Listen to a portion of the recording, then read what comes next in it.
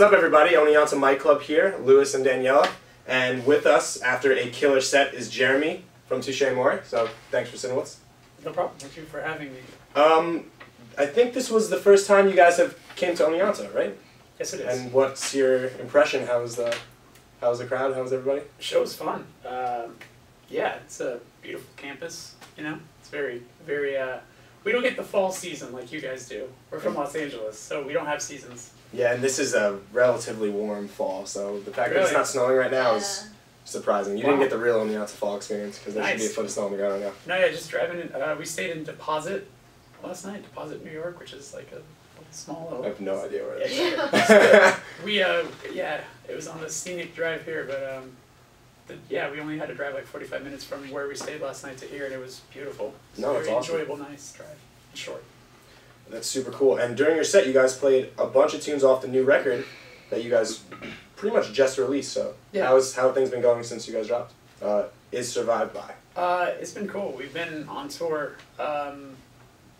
since before it came out, and then we got to go home and do a record release show for it with our friends in Balance and Composure, Sweet. whose record came Just out dropped recently. Yeah, Right. exactly. And It came out what, like the day before you guys? no, It was not- pretty close. It was like a couple weeks, but yeah. a lot of people don't realize how like incestuous our two records are. Like, we recorded with Brad Wood, and Brad Wood mixed the Balance and Composure record. John Simmons sings on our record. Nick from TA did the artwork for the Balance and Composure record. Like, it's all just like That's awesome. like this, and like Will Yip, who recorded their record, recorded John's part. Like, it's just everything that could be together on it, or is pretty much. So it only felt right. Like, they had an off date from their tour with Title Fight, and we were going to be home at the same time. Like, yeah, it's one of those things that everything just perfectly fell into place. So That's awesome. It doesn't work out like that too often. yeah, exactly. So it was really nice. It was a fun, wild show. But yeah, but we're on tour right now with AFI. And today was an off date, so we got to come do this. Play a little college show. Play a little college. How do you feel about the tour with AFI right now? Because AFI is just one of those bands, they've been around for so long and everything, so Yeah. how does that feel to be on tour with them? It's an honor, you know, and I think it's super cool and admirable of them to still take out hardcore bands. You know, they don't have to. Certainly don't have to. You know, they've done their stint with the radio to where they can take out like a band that's way more radio audience friendly, but us and this band called Coming we're pretty abrasive for a lot of people who probably only know them from the radio hits. So yeah, I think that's really cool on their part, and the tour's fun. They're a cult band, so a lot of the shows sold out within like minutes. So to be an opening band for a cult band can be a little hard because you're in the way, basically. A little bit. So, you know, we just gotta hope that there's a couple crossover kids who like maybe liked both bands and just happen to get tickets, which has been most nights. There's like a pocket of kids who are familiar with us, but most nights we're playing to brand new people who've never heard And us. then you have your chance to leave your mark on people Exactly. that have never seen your stuff. So did you feel accepted on the tour? Yeah. There's the first couple nights were a little rough. Not like we got booed or anything like that. People have been respectful, but they were just harder, you know. And also we've taken most of this year off, which is something we're not used to at all. We're normally gone like 9 months out of the year, so it was like the mix of like, you know, getting back in the swing of things and playing to a new crowd, all those things. So Going yeah, it's back, been fun. Going back real quick to how you were talking about abrasiveness maybe of your sound and how they were more radio friendly, but your new record dropped and it debuted at 86 on the Billboard 200, which is pretty unfamiliar territory for most bands in the genre. Totally. Like, how did that feel? Was that Awesome. Awesome. And I don't, you know, I'm forever fucking way excited about it. More excited that we got number one for vinyl sales. That's such a big win for us because all we care about is vinyl. You know, like records are like the reason, like when our band started, all we wanted to do is tour as much as possible and put out as many cool things on vinyl as possible, which is why we have like 9 7-inches or whatever at this point. Awesome. But that for us is like, there's nothing better than that. There's nothing better than that. Like, being on the Billboard is one of those things that your parents actually can understand, you know. You tell we can tell your mom or dad, like, hey, I'm in alternative press, and it means nothing to them. because they're like, it's alternative press. Yeah. But you tell them, like Rolling Stone or like Top 200 Billboard, you know, then they get excited. They understand, you know. So for all of us, that's like a really, really exciting situation. But being charted on something like that, I feel also comes with the changing of times. Music doesn't sell as much as it did then, and I feel like, or like as much as it did years prior. So a band like us can actually end up on the Billboard because kids who listen to this genre of music actually purchase records, as opposed to people who listen to like whatever pop radio. I mean, pop music obviously will always sell download style, but like, you know, like regular rock bands aren't killing it as much as they were back when because they just, your radio rock kids are just going to download the record. Punk kids buy vinyl. So all those things are the reasons why it worked out. Yeah, it's interesting for you guys to be so focused on the full record and on the vinyl when most bands are focused on the single, focused on putting out one song. Yeah, we don't know how to write that. Just, yeah. So you'd say you think in big picture more often than not? Like, in, like, say, do you write in small segments or do you write like everything collectively? Everything collectively, always. When we're writing a record, we all, you know, for this one we were together 3 days a week, and everyone just, we have a practice space, all come together, someone brings like a riff, and everyone just, we all just put it together.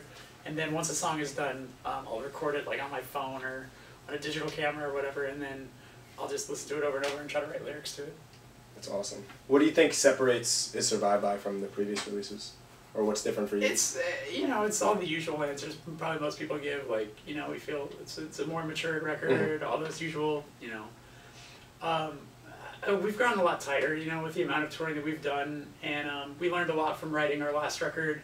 A lot of things, like, our last record was the first time we ever worked with an actual producer, and we learned a lot from him, and that I think we probably used without even realizing it when writing this record, some, you know, some advice that he gave us, and then now working with Brad Wood, who's storied, who has, you know, so many great records under his belt, we, you know, of course you're going to take all of his advice, you know, for the most part. So all those things kind of together helped create the new record. That's awesome. So who or what influenced your creative process? You know, all of us, we're all music nerds, so like there's a ton of bands that we all, you know, love and probably subconsciously, you know, rip off without realizing it. But no, I mean, we love playing music, so that's why we do it. I think it's just that, you know, no other real reason. There's definitely, I know, a lot of fans of your music here, but in general, Oneonta has a very large population of musicians and artists and people that potentially want to pursue a career, maybe touring or writing.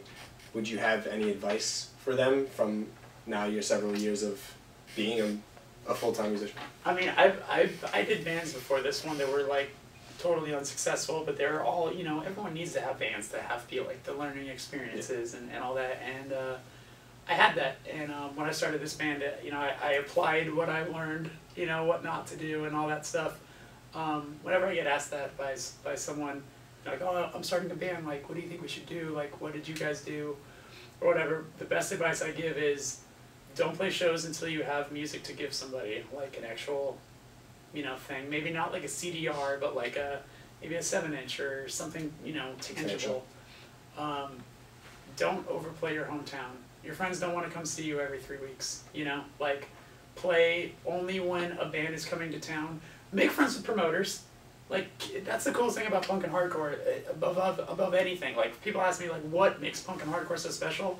One of the things is that it's the only genre where you can end up playing with your favorite band, and it's not that hard. You know, make friends with a kid who puts on shows because he's probably your age, you know? And just say, hey, like, I have a band, like, I'd love to play the show. It probably will work out, you know? Just don't be a dick, you know? And so play with bands that you can relate to, that maybe, you know, kids come early, they'll see you play, and they'll be like, hey, I like this band, they kind of remind me of this, it makes sense. So don't overplay your hometown, don't play shows until you have something tangible, and then once you're comfortable and you feel like you can waste people's time in other cities, then start trying to book tours. Was it hard for Touche more to adjust from playing more local shows to touring full-time? Was that a hard transition? Or we were all ready to go. We were all just like, you know, touring is such a fun thing, you know, like, some people don't like it so much. You know, like there's you learn pretty quickly who can rough it. Mhm. You know, like we've had members in our band before who, you know, we took on tour, and that's why they're not in the band anymore. They just, you know, it's not for them. It's not for everybody. Yeah. It's hard. You know, you have to give up a lot For of sure. personal space and comfort and hygiene. All those fun things. And yeah, I mean it's our favorite thing in the world. You know, like where else can you be in a different city every single day and make new friends and see great bands? Like everything about it's awesome. Were there any spots on the tour with AFI that you guys didn't hit that you wish you did? I mean, it's still early on. There's still quite. I think it's still like half the tour left. Cool. But you know, we just did the East. We've done, you know, we're on the East Coast right now. I wish it went down to like the Carolinas and Florida and all of that, but it doesn't. It just kind of now cuts across Ohio, then down to Texas, and then back to LA, and then up to Vancouver. Sweet. So we missed like a lot of the South, and I always enjoy the South. So we'll have to come back on a headlining tour next year. And hopefully come back to Oneonta sooner than You have later. us. You have us. You have anything else, Daniela? Yeah, what's your favorite thing about touring? Favorite thing about tour? I mean, I love getting into town early and taking walks, finding a cool coffee shop, looking up local record stores, and just kind of putting headphones in and just exploring cities and stuff like that. It's like really, it's nice, you know. It's a good alone time, especially when you're cooped up in the van for like 7 hours. Yeah. You know, smelling everyone's farts. For sure. That's all we have prepared. Is there anything else you want to say for our viewers, maybe? No, I mean this is awesome. Keep doing what you guys are doing. The show's awesome, and yeah, I mean more colleges should do stuff like this. So That's cool. Glad to hear you approve, and it's been awesome having you. Thanks for sitting down with us.